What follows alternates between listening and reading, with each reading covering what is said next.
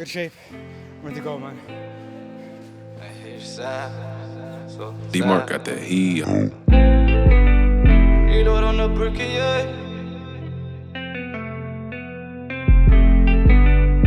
Reload on the bricky, yeah. I think my biggest fear is not losing, in the fact of disappointing people. You know what I mean?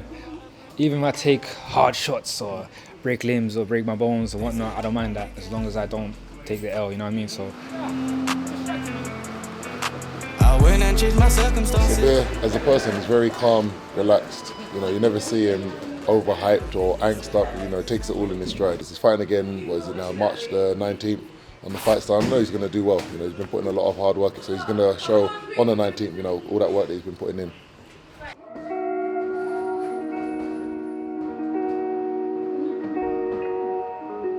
Well, fighting the O2 Arena was, for me, obviously the highlight of my career so far. You know, I've been the first Somali at the O2. I feel like that's historic in my eyes. No one has done that before. You know what I mean? So, and not only just to fight at O2 under the big lights, I fought among legends. Like, you know what I mean? So superstars saw me and they gave me compliments for my work. And for me, like, that was the first time I'm around greatness. It was strange and it's quick. I've never finished the fight that early before. It was first experience where I finished the fight without sweating. Your judges in the red corner, Probably what makes us different to any other athletes is probably the expectation from our family. Everyone expects us to be engineers and doctors and whatnot, and they haven't ever seen an avenue in sports before. Don't let the comments from your parents and from your aunties and your family bother you. I think the only advice I can give them is to put that all aside and block them all out and just keep being consistent. I think that's the advice I probably give to young people, especially in the Somali community. I was in the farm with racks in the middle like Roddy. Never took nothing on corner. Paid cost price or cash on demand. I do the shit properly.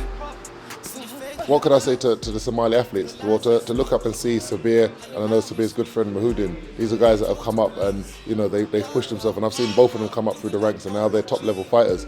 So for any of them out there to find, then it might not even be martial arts, but whatever they love, to push it through, find something that they love doing, because that's how they're going to progress and become the best that they can be doing it. So then once you find what you love, it doesn't matter on your size, your build, you know, where you come from, nothing. Once you do what you love doing, you'll be able to do it better than anyone.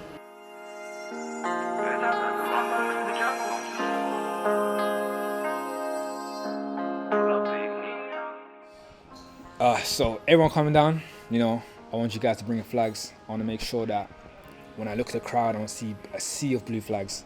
I want to see not just my flag hanging around, I want to see everybody covered in blue, especially when an opponent walks out, he's going to think we're in Somalia. You know what I mean? I want to hear chants, I want to hear my name ringing, I want to hear Muradin's name ringing, I want to hear Imran's name ringing. I want to make sure that in that space alone, no one's going to feel comfortable other than if you're Somali, you know what I mean? So let's make it hectic, man. Like how Colin did it in Dublin, we got to do it here in London. Conspiracy cases, witness statements, hey. Free up on my doggy. 963 BHP, love Ferrari. Your big homie pull up in a Rover.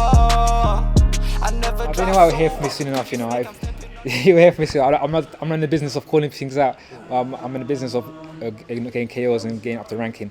So he will hear from me soon enough. So after I get dust this guy, I'm looking to fight for the flyweight title for Fight Star.